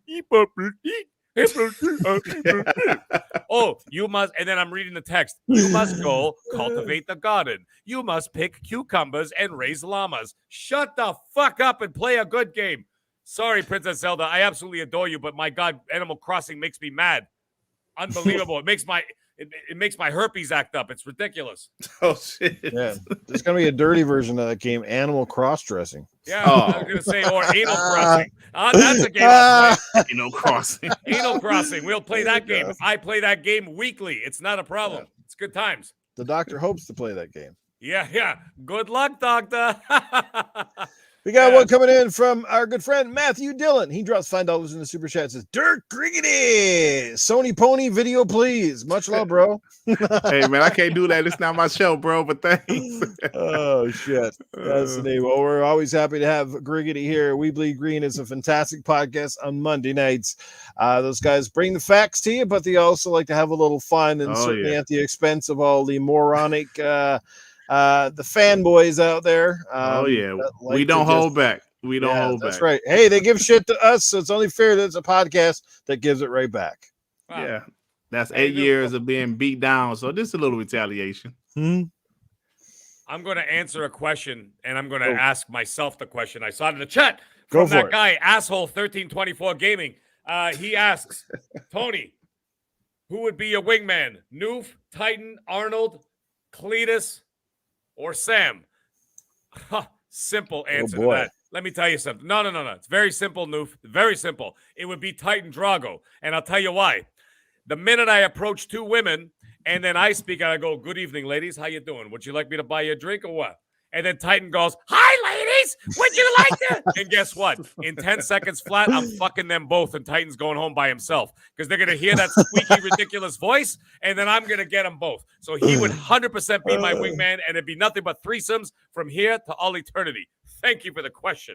And by the way, on that note, I'm going to sign off for the evening. So everybody, have yourself a great night. Griggity, you're awesome. Noof Nookum, you're awesome. Chat, you guys are incredible. And everybody, enjoy your Animal Crossing or Anal Crossing, whatever you like, and have yourself a good night. And Matthew Dillon coming back at us again with another $5. Dirt Griggity, I'm actually thinking about getting a gaming PC and not keeping the Xbox Series X. Good trade-off? Well, I mean, if that's what you want to do, man, I mean, you'll still be able to play Xbox exclusive. So, yeah, I mean, if that's what you want to do, I can't tell you what to do, you know. My opinion on that, Matthew Dillon, is like this. Getting a PC, yes, it's like getting a sexier, nicer bitch at the end of the day, but she's going to give you a lot more problems in the long run. She is. Yes. She is going to give you problems. Yes, it's like upgrading to a showpiece, but then obviously, yes, she's constantly going to bitch at you and cause you grief, more often than not. So that would be my analogy. Exactly. That's a good analogy. It's a damn good analogy. Yes. And especially if you've never been a PC gamer, always been a console gamer. Yeah, you might get pissed off at her. Like, yeah, but this broad ain't working tonight. Yeah, so 5 minutes ago you loved me, bitch. Now you hate me again. What's going on? Yeah. Yes, getting a PC is a big investment. You got to know what you're doing. You got to know what you're looking for. And it's just, for me, it's always been the personal thing is I don't have any animosity with PC. They're fantastic. Like I said, you'll always have, the power advantage. You'll always have the most up-to-date hardware. But the thing is, like I said, it's just, there's a lot of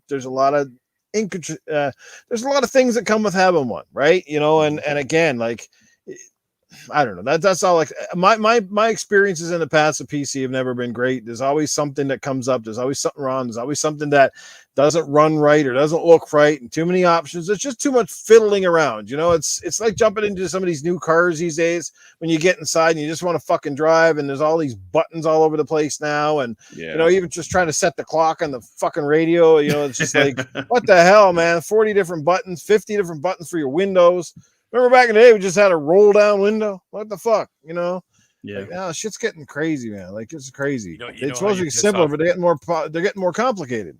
You know how to piss off the PC crowd in like one sentence? I do it all the time. It's like throwing a grenade in a room and just running. I just write in the comment, like they're like talking about this. Oh yeah, but benchmark this and that. What are you gonna do? Oh, I'm gonna put the sliders up to this and that. And then I'll chime in and I'll just say PCs. What's up, Noob? And I just say PCs are for taxes and spreadsheets, assholes. And then I leave. And then I go back like a day later to see the comments. Oh my God, these guys get triggered so badly. It's awesome. I love doing that. And I do it all the time. PCs are for taxes and spreadsheets. And then just leave it there. Anyways, taxes and spreadsheets. Yes. Safe as Sam would say a different thing. I don't know about them spreadsheets, but God damn it, I can spread some legs. Oh my God! I've been spreading them legs, baby. I've been spreading them legs. Come on, let's go. Yo, maybe if I'm lucky, one of these days I'll get to meet Tony Maloney. I think me and Tony Maloney will get along really good. He's smooth and suave, and I'm a little aggressive. I'll probably be just as bad as Titan because as soon as he starts talking to the ladies, I'll be like fucking driving them away, and he'll be like, who the fuck is this chain smoker over here? It sounds like he's going to die of some kind of asthmatic fucking syndrome or something like that. You know what I'm saying? Like, no matter how hard I try, that's why I'm no good with the ladies, because I can't be sexy. Like, it's very hard to be sexy when you're halfway down between the legs going, yo, bitch, you want me to lick that fucking thing while I'm here? Yo. And why it smell like a fish plant down here? Jesus. And then she gets up in the bed, she smacks me, and then I'm like, what was that all about? Fucking dirty ass skank. Why do you always have to gross me out right before I fucking leave? Like I'm right about I really want to gross you out, man. I just don't bring up filth. And exactly. Like someone brings that up and then you bring up the fish thing. I'm like, no, man, I'm disgusted right now. Oh shit. Oh, good stuff, guys. You can hear those flips flopping. Oh man. Oh shit. Well, this has been a Dynamite podcast, and we're about to close this show. It's been a lot of fun to chat. It's been Dynamite tonight. Thank you for hanging out with us. The doctor even looks like he's grossed out there. How is that possible, the doctor? What just happened? What's going on? This show sucks was in the chat earlier. Forgot to give you a hello, but yes, thank you. This show sucks. You gotta love that name, man. It's like, I love the name. Yeah. Assassin Lupa is hanging out. Iceman, Chase Jones, Mr. Kima's here as well. Matthew Dillon, Jesse Darby, Infinite, Spider-Man 356, Timothy Dixon. Yes, Doggy Dog always here with us as well. You guys are amazing.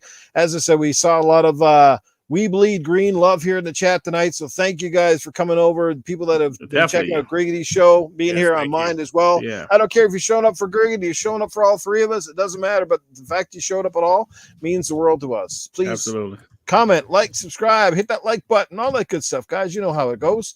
Everybody to drop the super chat again tonight. It is not required, but greatly appreciate it. Thank you so much. Papa Woody's here. Look at that before we close the show. It's been a while. Lethal Papa's still hanging out with us. Hey, Lethal Papa's got a pretty easy job in this podcast most of the time. You rarely ever see anybody kicked out of the chats, which is actually very impressive. It's usually us that should be kicked out of the chats. Pretty much. The guys are actually on the show. Can we ban the hosts? Those guys are terrible. Yeah. All of a sudden you get the host kicked off. That'd be funny. Yeah, this is shit. But anyway, again, shout out to 108 Dragons TV. Hope that everything's like I said, man. I hope you get all straightened out or whatever. And we missed you. Too bad you didn't get to be on the show, but we totally understand. Obviously, let's sign off with our guest tonight. And Titan Drago, we miss you too, buddy. Despite all the jokes, we hope that you get back here on our next podcast. Speaking of, before we do the outros, and I'll make it quick, Mag. Don't worry. Next week we will not have an official Gaming After Dark because if you haven't heard already, I will be traveling to Niagara Falls, Ontario, Canada, and so I'm going to be hanging out with the one and only the Mag. We're going to meet up for the first time ever. It's going to be an amazing time, and we might plan something a little special for you guys if all goes well. Just stay posted. We'll keep you posted when we get there. But yeah, so no official show next week. Hopefully Titan is back for the one after that, so it'll be almost the end of the month. But anyway, to everybody, hope you're having a great Forza Tuesday, enjoying that game a lot and stuff. And because we won't be here on Thursday, want to wish everyone a safe, special, and happy Remembrance Day, and also a Veterans Day, I do believe, south of the border in the United States. Again, just take a moment to give silence, respect to those who have gave so much. Ultimate sacrifice so that we could do crap like this today, that we're still here to talk about it. So big shout out there. So much remembrance and respect to our veterans, past, present, and those of the future. So there you go. But anyway, let's get to our outros. Dirt Griggity, let people know where they can check out your show and what else you have going on, my brother. Well, thanks for having me on. I truly appreciate it. I had a great time. You guys are hilarious. Hey, check out WBG on Monday evenings at 6:30 Eastern time on my channel, Dirt Griggity. You know, I do regular videos. You know, we have a podcast once a week. And I bleed green over there. We bleed green over there. And we do talk a lot of trash about PlayStation fanboys. We actually enjoy the PlayStation brand itself. But, we go after PlayStation fanboys a lot. You know, some people like it, so yeah, that's what we do. And if you love to hear us talk a lot of trash, stop by and say what's up. Thanks again, guys, for inviting me on. Appreciate it. Thanks for being here, Dirt. It's always a pleasure to have you, my friend. And keep up the good work over there. And hopefully one of these days I'll get back on to guest with you guys so we can get some Mondays off or something like that. Good stuff. Yeah, and to our fantastic, that's a different look. Hey, it's Pony. What do you call it? Pony Master 420's in the house now. 420's in the house. Look at that horn. Wise old gamer, you wish you had an erect horn like this. No, Pony Master. That's it, baby. I'm in the house. There you go, guys. The show doesn't get any better than this now. Tony Baloney's going to have to come back and straighten this dude out. Pony Master. All right, Meg. Where can people catch up with whatever you got going on? Like I said, you're on multiple podcasts as well, including this one and all that good stuff. Yeah, man. And just before I say anything, I was going to thank Dirt. God damn it. See what happens when you scream for 2 hours? You can't even speak anymore. Dirt Griggity for being on the show. I can never catch a show. There's another pony. We got ponies and unicorns here, guys, live and in the flesh. Unbelievable. Unbelievable. What a night. What a night. But Griggity, I can never catch your shows live because at the exact same time you're on, I'm on with Mr. Boomstick XL and friends on Primetime Gaming on Monday nights at 7 p.m., right? So I can't watch that show live, but I always catch the replay. I saw the Tim Dog one was what was that, last week or the week before? I think it was last week. Tim Dog? Or was it this week? Jesus, I drink too much. You guys just wanted to say, Xbox got no game. Hey, there you go. And your head's really big and weird looking. Perfect. Yes. I'm like Astrobot. And Ash and Luca was in there. You got some great guests in there, man. It's awesome. We haven't had those guys on since maybe like a few months now, but is it been a few months? Jesus Christ. Yeah, it's all good, brother. Sorry, dude. I don't even know what day of the week it is sometimes. I'm like, oh shit, I got a show today. Anyway, you guys got to check out his show, man. It's really good. He's a great guest. He's a great guy. And of course, Noof, you're awesome. I can't wait to see you next week. Like I said, 1 week tonight, man. We will hook up in the flesh and funky fresh. Going to be exciting. Yeah, so, no yellow bathtub water for us. That's for sure. No, hell no. No. Yeah, I'll be there. I'll be there with my wife. I'll be in the bathtub with her, not you. And Doctor, you're on your own, buddy. But anyways, guys, it was a great show. You guys know where to find me. Come on, man. I don't even have to repeat it. We are all friends here. You know where to find me on Twitter. You know where to find me on all these shows. And you know where to find me on the PS5 and on the Xbox Series X. So, guys, have a great evening. Pony Master is out. The mag is out. Tony Baloney is out. We'll see you guys all next week.